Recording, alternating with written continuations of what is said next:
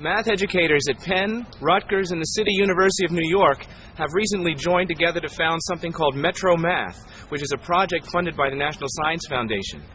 One focus of the group is to study how school children cope with the arithmetic of fractions and to seek and test new ways of teaching fractions.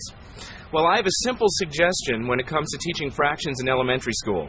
Don't.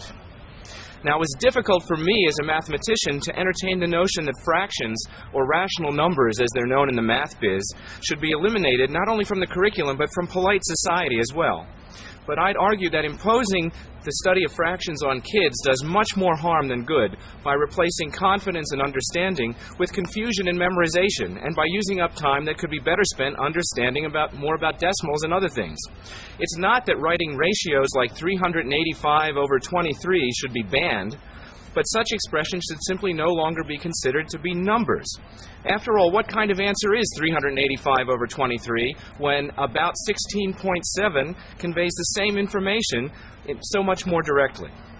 Fractions have had their day being useful for by-hand calculation of non-integers, but in this digital age, they're obsolete as Roman numerals are. And there's nothing so rational about rational numbers anyway. You have different representations for the same number, like 3/6 and 4/8.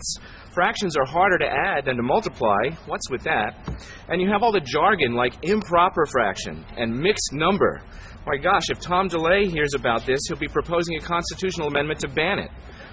Despite the fact that great historical and theoretical significance has been imported to fractions and rational numbers, its study should be deferred until it's really needed and can be appreciated, which may not be until after somebody learns calculus.